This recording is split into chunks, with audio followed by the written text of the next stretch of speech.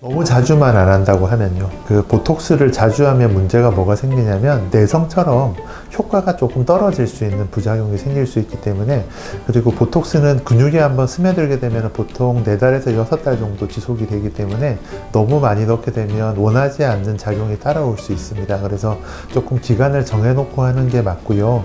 필러 같은 경우에도 아무래도 이물질이니까 너무 많이 주사를 하게 되면 원하지 않는 작용이 나올 수 있기 때문에 조금 조심스럽게 해야 되는 게 맞습니다. 보톡스는 그냥 저는 1년에 2번 맞자라고 설명하고 있습니다. 효과가 조금 떨어져도 아주 자주 하시는 분들은 3번 이내로 제한하고 있고요.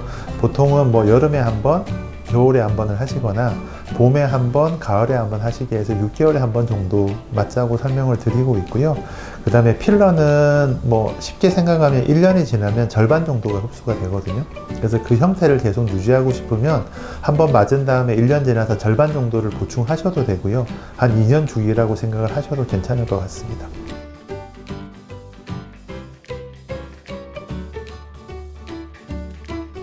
계속 늘어진다라고 하면 횟수 제한이라고 하기엔 좀 그렇죠. 왜냐면 예전하고 뭐가 다르냐면 이미 수명이 많이 늘어나셨잖아요. 그래서 뭐 눈 수술을 10년마다 한다고 생각을 한다고 하면 뭐 20대 때 30대 때 시작했다고 하면은 꽤 많은 수술을 반복을 하셔야 될 거고, 뭐 아주 큰 수술이죠. 안면 과상 같은 경우에 뭐 여러 번을 하는 거는 조금 힘듭니다. 왜냐하면 아래쪽에 유착도 생기고 조직 자체가 딱딱해지기 때문에 일반적인 경우에는 2-3번을 넘기지는 않습니다.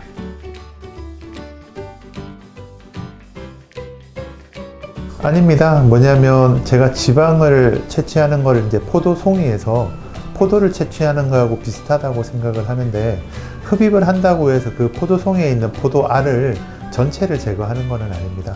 그래서 뭐 제거한다고 하면 뭐 20%, 30%, 40% 이런 식으로 제거가 되기 때문에 남아있는 지방을 다시 채취하는 것도 가능합니다. 당연하죠. 왜냐하면 상처를 내면 낼수록 더 안 좋아지기 때문에 그 재수술은 당연히 안 하는 게 더 좋습니다. 예를 들면은 뭐 부용물을 빼면서 지방으로 전환하는 경우도 있을 수 있고요. 아니면 부용물 자체가 원하지 않는 형태가 될 수 있잖아요. 그래서 구형구축이라고 설명을 하는데, 구형구축이 어려운 건 아직도 원인을 잘 모르거든요. 어떠한 원인 때문에 구형구축이 오는지에 대해서 잘 모르기 때문에 형태가 많이 망가졌거나 이런 경우에는 재수술을 해야 되겠죠. 뭐 지방 흡입이나 이식에 있어서도 원하지 않는 모양으로 가는 분들이 있기 때문에 이런 경우에는 다시 다듬는다는 생각으로 재수술이 필요한 경우가 있습니다.